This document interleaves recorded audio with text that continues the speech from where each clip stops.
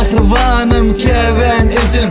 Sizdeki teksiz, çeksiz, mehrli dünyadaki üç koşuk siz verdiniz mehri. Siz mehriban, men qaharli bolamdı da siz keyemen qaytam işten yaltanımdı da doğru yolu gör kezen men yanlışımdı da her vakit eziz değer saklar kucağımdı da öyenim, söyyenim, sıylayanım men öz ecemi odanım. Hey mehribanım, hey keramatli beren terbiyesi öyenim, söyyenim, sıylayanım men öz ecemi odanım. Hey mehribanım, hey keramatli beren terbiyesi. Hemişe bizi saklaya, doğası aklaya, uzağa gitsek yatlaya, gam kıyım koymayan, geceleri karışıp havar alman yapmayan, sırrımızı aytmaya ece mukaddes bolyar, ecemiz mukaddes balik bedel gücü. Nehili bolsanam enanin mehri suyucu, namart bolma kalbini hiç ağırtma, sizde baklayacak bolup yaşayalar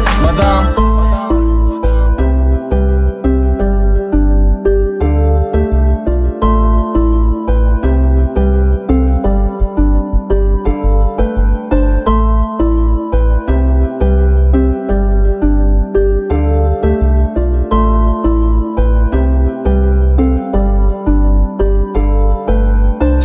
Temani ecem taraf suyuşurya siz hakta aysın. Aydımın ehli gelişer siz hakta düzülse sonsuz bu settirler. Bu sözler aydılıp misalken getirilir. Belki aydım dinleseniz gönlünüz götürülür. Size öz olumlu düzen aydımını yetirir. Bir gen çalıp gelir bakta taraf eldir. Aydımı soğuk vermene diyerdim pursat gelir.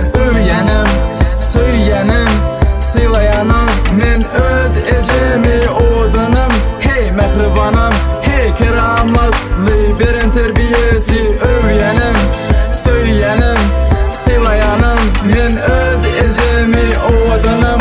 Hey mehribanım, hey keramatli beren terbiyesi.